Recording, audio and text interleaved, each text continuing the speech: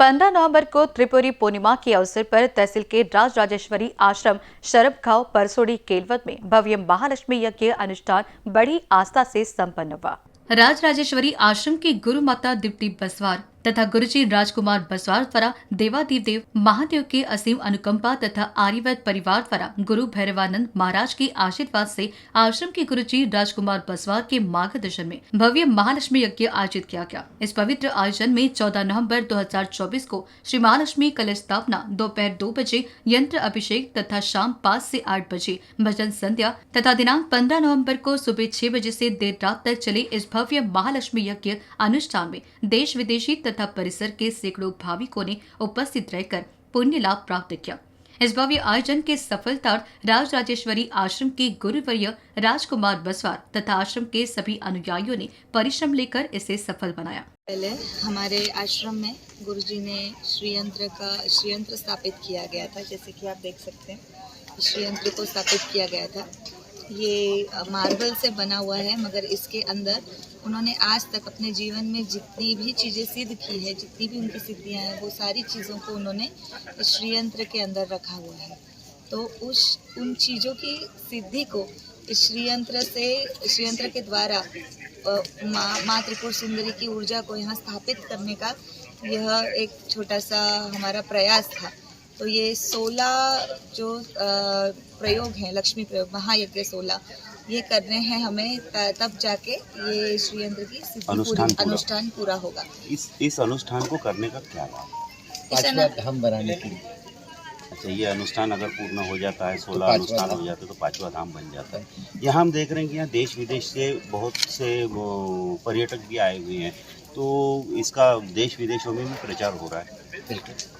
देश विदेशों में प्रचार होना ही चाहिए, क्योंकि जैसे कि हम सब जानते हैं कि हम सब कहते भी है कि एक समय सनातन धर्म पूरे देश विदेश हर जगह हुआ करता था। बाकी जियोलॉजिकल रीजंस के कारण जब धरती जैसे खंडन हुआ, उसमें ओशन बीच में आया, तो बॉर्डर्स बन गए। बॉर्डर्स बनने से जो हमारी कनेक्टिविटी थी वो दूर हुई। दूर होने से धीरे धीरे अब जो भी कल्चर्स है वो डेवलप होने लगे। मगर पहले हर कल्चर में एक ही तरीके के एथिक्स होते थे, एक ही तरीके के प्रिंसिपल्स होते थे। वो प्रिंसिपल्स धीरे धीरे चेंज होते गए। हमारी एक बहुत बड़ी हमारी अच्छे पुण्य होंगे जो हमने भारत देश में जन्म लिया, जहाँ आज भी पुरातन कल्चर को हमने प्रिजर्व करके रखा है, और वही हम जितना हो सके हम लोगों को बता रहे, क्योंकि जीवन जीने का ये हमें एक ऐसा मार्ग बताता है जिससे हम कम से कम कर्मों के जाल में फंस सकते हैं, जो कि हमारा सनातन धर्म कहता है कि अगर आप रोजमर्रा के जीवन को ऐसे जियोगे तो ही आपका उदय होगा। बस यही हम करना चाहते हैं। जैसा जिस प्रकार से भागता हुआ युग है, जिसके अंदर में डिप्रेशन है, प्रेशर है, सारी जो भागदौड़ है, तो एक आत्मिक शांति के लिए ये एक महायज्ञ है। ऐसा ये आत्मिक शांति के लिए है, विश्व में सारी ऊर्जाओं के स्टेबिलिटी के लिए है, हमारे सारे जो शिष्यगण हैं उनके जीवन के लिए है, उनके शिष्य आएंगे उनके जीवन के लिए है, या कोई भी भाविक जब हमारे आश्रम में आएगा और पूरी श्रद्धा से उस श्रीयंत्र का पूजन करेगा तो उनको भी उनके जीवन में उस चीज़ की लाभ हो,